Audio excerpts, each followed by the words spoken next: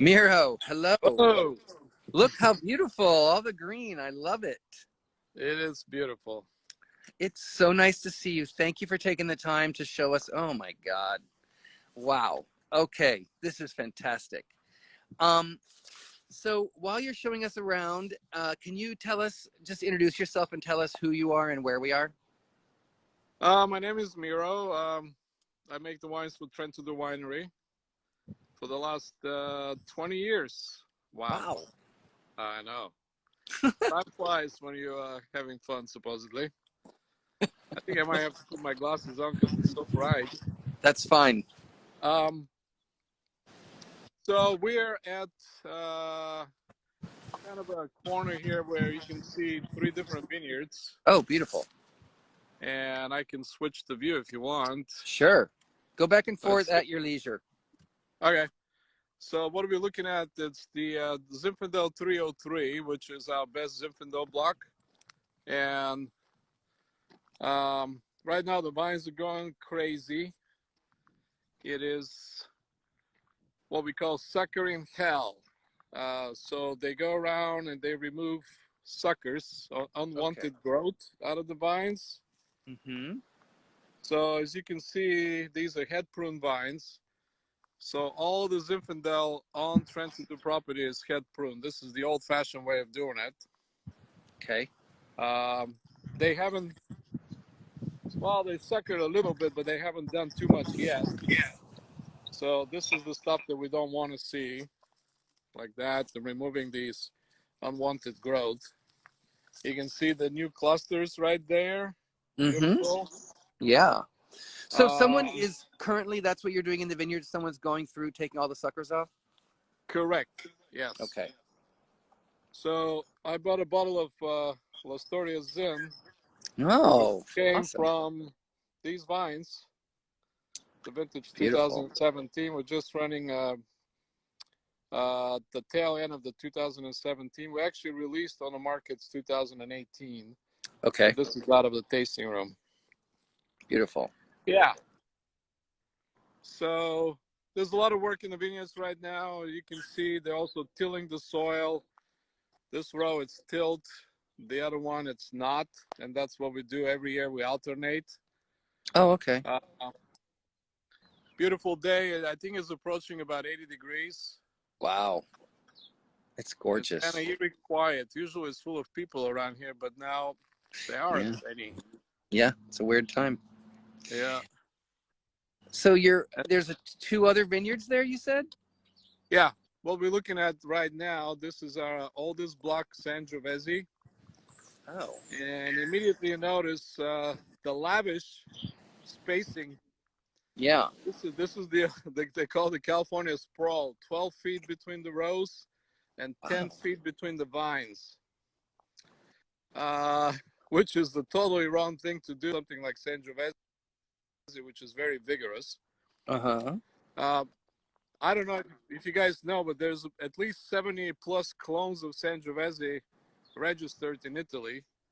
Okay. The one that we have here, we have no idea what it is. It was either Leo brought it from Italy, smuggled it in his suitcase a long time ago, or he got it from Segesio, which is up the road. They have a vineyard called Chianti Station. Either way, I have no idea what this clone is. It's very prolific. I mean, you can see now the canes are already about 3 feet, assuming that the bud break was only 2 months ago. Wow. And here's another thing. The bloom has started. Oh, my God. Oh, my gosh. That's the first one I've seen. I know. Sangiovese, it's usually early, and I just noticed it. Sangiovese, it's early. Oh, I can smell it. Wow. The smell of blooming vines is fantastic. It's kind of lemony, jasmine-y, very faint, but very, very delicate, very perfumey. That's magical to hear you describe it. So, wow, that is going to be an early harvest. Yeah. What's that called when the actual flower breaks? Is there a term? Actually, I'm not sure. I can't remember just the French start word for everything. Oh, it's got to be, but I don't know. Yeah. It's the beginning of bloom. Yeah, So that's about fabulous. 15-20% right now, maybe How even more. cool to see that with you. Yeah. Huh. And you said that's because Sangiovese does that early. It blossoms or blooms earlier. Well, the bud break was really early this year. It was actually February. I have it on my phone. I recorded it somewhere. February 15 or 16. Okay. And if the conditions are accordingly of the weather, if it's warm enough, that means that you have X amount of days before harvest. It's usually about half a year, 6 months or so. Yeah. Yeah. Wow. Beautiful. So we're looking at probably the end of August if the weather stays normal and for the rest of the year. Okay. That's wild. Yeah, we had an early harvest back in 2016, 17. It was also a record early. Yeah. The last year was normal, and now we're back to another craziness. Yeah. Yeah, really. Yeah. So then what's the third vineyard that you're at the corner of? Oh, I have to walk a little bit toward it, but it's Merlot. Okay. It's our Well, best Merlot block. While we're walking, will you tell us how you grew up in the wine world, how you started out, and how you got where you are? The whole story, or just the one for public? Well, just to the public for now. I grew up in Bulgaria, and my grandparents had, not that unusual, but they had a little farm, and the house property, also half of it was a vineyard. Oh. And from my early days, I remember just being part of the winemaking, stomping grapes with bare feet. Wow. He had a donkey cart like many other people. There was also a co-op vineyard, and we share the crop from it with the rest of the village. Okay. But I do remember the stomping. My first early memories of winemaking. So you had a donkey cart, and then we pick grapes all day. People sing songs. They drank in the vineyard. They eat. Kids are running around. It was fun. So it was a lot of fun. That'll make you want to be in the wine business. Yeah, but then the work begins. So we bring the grapes to the house, and so the donkey cart was lined up with tarp, and the grapes are on the back of it, and they throw us the kids, me and my brother and my cousins, and we just stomp the grapes, and they drain by gravity, and the adults are draining the juice in buckets and taking it to the basement. You stomped in the cart? You stomped right in the cart? Yeah, right in the cart with the stems and everything. That was sometimes. Sometimes they try to destem them a little bit with a hand destemmer, which was a lot of work. Yeah. And they then went to open top fermenters with a submerged cap. And we still did kind of like pump overs. You drain the juice from the bottom and you pour it over the top. Mm-hmm. But then it was a submerged cap because there was a board made out of wood and bricks on top to keep it down. Okay. And I got to tell you, my grandfather had no idea. He never used sulfur. Maybe he did know about sulfur, but he never used sulfur dioxide in any of the operations. So all the wines were pretty much kind of, made in an organic way. Mm-hmm. And he didn't really realize or didn't care much about malolactic fermentation. Okay. So we start drinking the wine in December, all the way through the holidays, and then through spring was pretty much gone, except some bottles that my grandmother bottled and she hid away for a rainy day. Okay. And that's when the malolactic fermentation takes place sometimes in the summer, and the bottles start to explode. And that's how we find where she hid them. So how did you get to California? I got to California. First, I wanted to go to become a doctor, a medical profession. I didn't realize completely that there was also a chemistry exam involved during the acceptance tests. I was really good in biology, which was one of the tests. The other one was in chemistry. So anyway, long story short, I realized that I'm not prepared for chemistry, so I went and applied into a veterinary school, which was only biology with a tendency to transfer to med school after the second year. Okay. Something happened there that I don't quite remember what, but I ended up in agricultural school, which is also biology entry exam. And I also wanted to transfer to med school in the first year, but then I met a girl, and the French have a term for that, right? Chercher la femme, or Chercher something la like that. femme, yeah. Yep. Oh, there you go. So somehow she talked me out of going to med school, and then I ended up graduating from there. And I went into, when I signed up, my scores were so high that they say you can actually sign up for everything you want. There were 5 different faculties. Okay. And I looked them carefully and said, which one do you have the least amount of available spaces? And they said, that's horticulture, specializing in viticulture. I said, that's the one I want to go into it. Because so there would be more demand? Yeah, it was on demand, correct.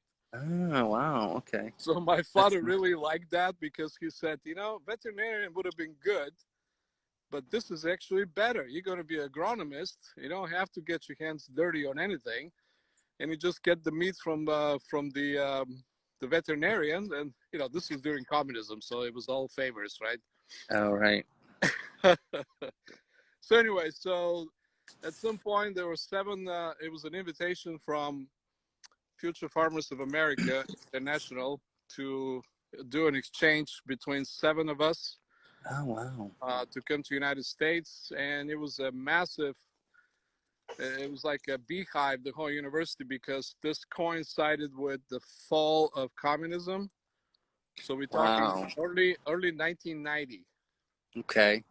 So everybody wanted to go to the United States on the exchange program, but unfortunately only 7 people can de facto go. So I was part of the student committee of some sort, and we designed a test program that included, the scores from academic scores, English tests, and then some sort of a survival test that we put together by watching a lot of movies. And I mean, really, we all knew United States from movies and some propaganda stuff from the commies. So what was the reality? We didn't really know, because whoever went to United States during the communism never came back. Yeah.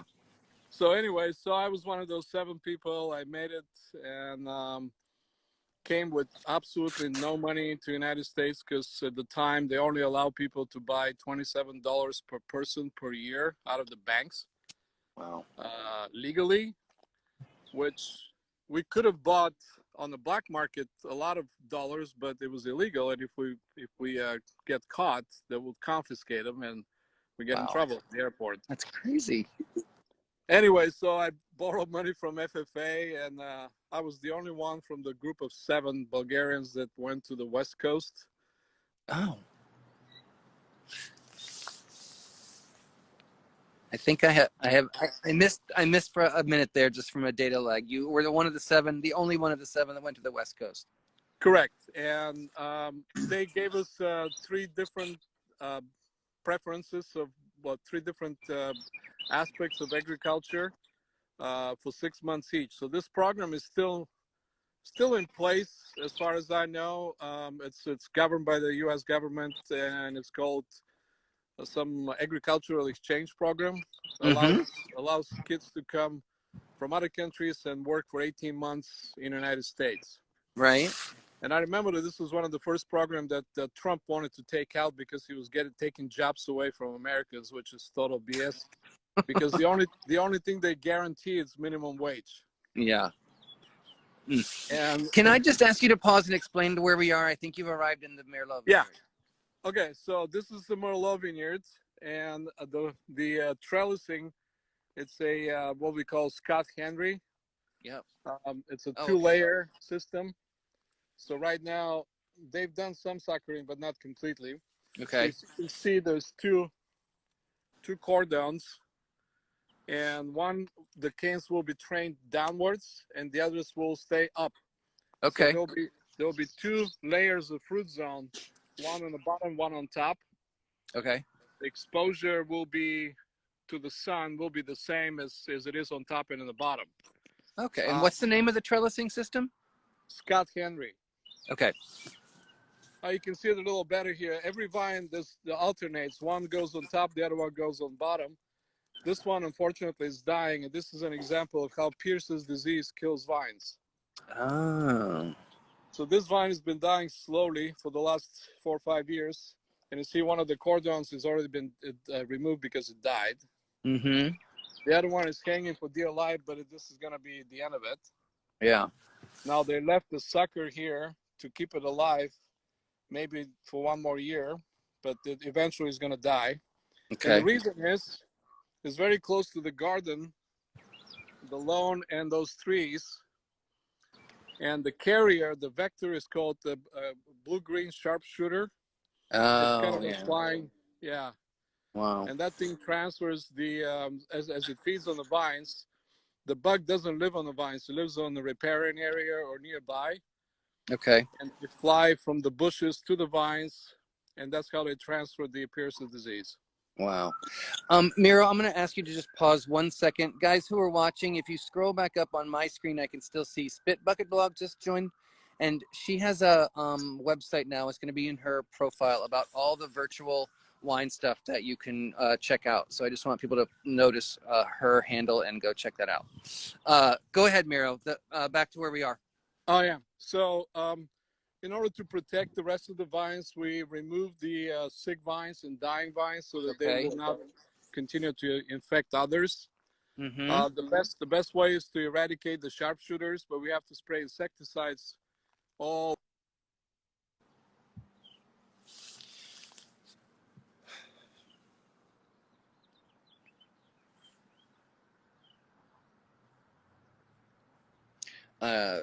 Maybe you guys are hearing him. I'm not for right now.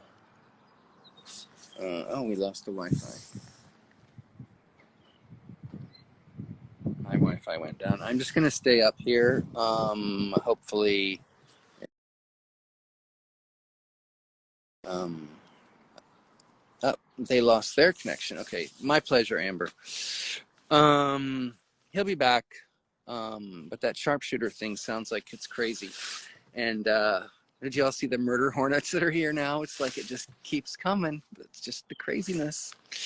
I wonder if he's out of range. It's fairly flat out there for signals, but we'll see. He'll be back. He's a character though, right? Good storyteller. I was warned he's a good storyteller. So thanks, Eva and Tokar. It was really windy here. I'm trying to block the speaker for when the wind comes up, but there he is back.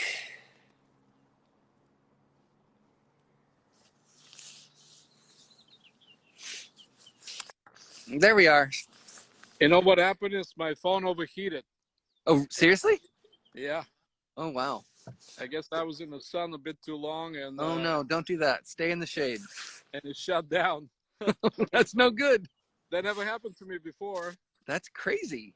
Yeah. Well, we'll pick up where you were, that you were going to have to spray the bushes. I think you're right near to get the sharpshooters. That's a drag.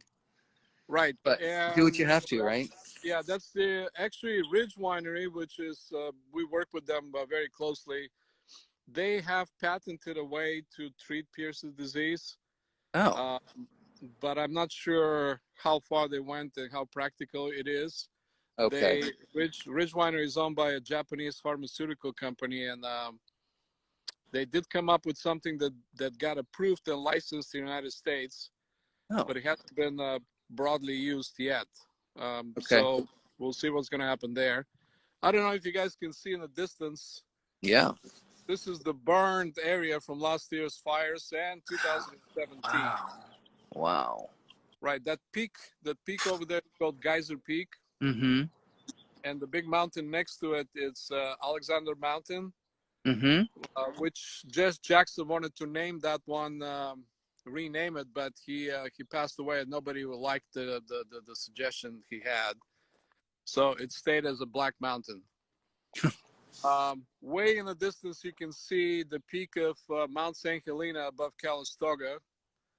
That's beautiful. In the other valley. Uh-huh. So Francis for a couple of wineries right behind me across the road, across the Okay. highway. There's a casino up in the hill that we don't want to talk about it very much. You can see the building way up there. Okay. Last year, he almost burned, but somehow it survived, unfortunately. Wow. So this is the peak of, almost the peak of our wedding season. And look at wow. this. That's too Nobody's bad. here. Nobody's here. Yeah. Wow. No. I have so many questions I have to get to, and I try to keep these at a half an hour. So I'm going to try to ask you a lot of questions now. Where does can you just talk briefly about the Trentadue family and then where the name La Storia comes from? The Trentadue family, they are Leo and Evelyn Trentadue, a first generation born in U.S.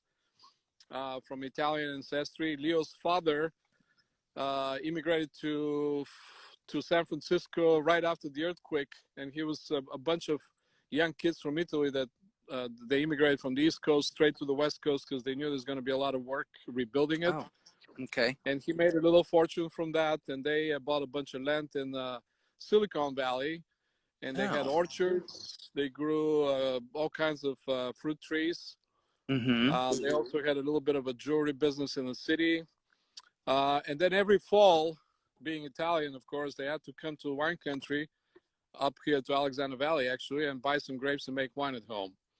Mm-hmm. So Leo met Evelyn. That's how the story with Rich gets intertwined in there. Somehow Leo ended up buying a big chunk of what now is Ridge in Montebello Mountain and up on the hills. And that property that he purchased included an old winery and a house, which became later Ridge Winery, and the house Paul Draper, I believe, still lives in it. Okay. So that started the connection between the two. And at some point, they decided that farming is kind of doomed in Silicon Valley. And they moved to Alexander Valley because Evelyn had a family here, and that was kind of a natural thing to do. They sold the orchards, but they kept the property in Cupertino, the Montebello property. So they moved here. They sold, and then they sold a little bit to it to Ridge. Then they bought a bunch of land here, which at the time was expensive, but it was only $800 per acre. Wow. And you can imagine the valley as we're looking at it right now. Back then was there weren't that many grapes. Right. The property actually had a vineyard on it that was planted in 1896, and we still have some of those vines. Okay. But the rest of the crops, the agricultural stuff grown in Alexander Valley was prunes and hops. So they pulled out the prunes and they started planting vineyards. Okay. And this was back in 1956. Wow. In 1969, Paul Draper, actually in the early 60s, Paul Draper came to see Leo, and he saw these old vines, and Leo said, if you want, I can sell them to you. And that was the beginning of Rich Geyserville, which made him really famous and still does. Yeah, delicious stuff. And yeah, so Paul kind of pushed Leo to start making his own wine. So in 1969, he got the place bonded, and he made this first wine, Petit Syrah and Zinfandel. And he sent the Petit Syrah to a competition in England, and he came back with a gold medal. But they were such a kind of a shy farmers that they didn't want to make big deal out of it, which kind of precedes the 1970 big splash that California made with the famous Paris tasting. Yeah. So anyway, I do have a bottle of that 1969 Petit Syrah somewhere. Wow. Gosh. Yeah. So slowly but surely they start making wine. They built a little bit of a winery, then added more to it. They did it the farmer's way, a little by little. No original plan. I came to the scene in 1999. Sorry. So that makes it 21 years already. Very cool. I have a question from a friend in the Loire Valley watching this. I talked to her this morning. What is your altitude there? Altitude is about 350 feet. 380 feet. Yeah. Okay, so 100 meters or so. About 100 meters, right. And we're in the valley of Russian River. Okay. Oh, good. And can you talk to me about why Petite Sirah works there or why it doesn't? And a little bit about the soil, why the three vineyards that touch are separate? We have 3 different kinds of soil. The part that we're looking up this way most likely was formed by wash down from the hills. Okay. It's very gravelly, and it's about 3 meters deep at least. And it's a layered sandwich with gravel, a little bit of clay, some sand. So it's kind of a very universal ground for vines. As we look down toward Russian River, it becomes more sandy and more clay. It's very, very alluvial. It was formed definitely by Russian River. And there is another type in between soils. So we have Merlot down in the clay sandy soil, which is not very rich, very poor actually. And that limits the growth of Merlot. Makes sense. Mm-hmm. Petite Sirah likes well-drained soils, and it likes some heat. It likes heat? Yes. Oh, it likes heat. So it's warm here, but we still get the fog from the ocean. So if you move up in the hills, as you go up in the hills, the fog influence diminishes. And if you go over 1,500 to 2,000 feet, there will be no fog at all. And there you're exposed to diurnal temperature changes, where here we're definitely the rhythm of the ocean. So fog until 10 and very cool, 55, 60 degrees overnight. And then up to 100 degrees, 90, 100 degrees in the daytime. And then in the afternoon drops down again to 60. Wow. So pretty much everything will grow here, and it does grow. And it's also dry. I mean, sometimes the fog can get pretty wet and drizzly, but not very often. So Petite Sirah is very susceptible to wet conditions.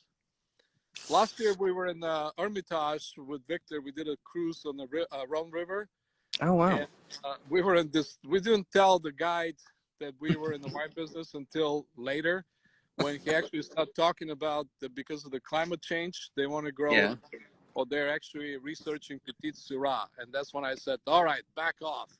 There was your prodigal son. You kicked it out of France because it wasn't legal enough. It's true.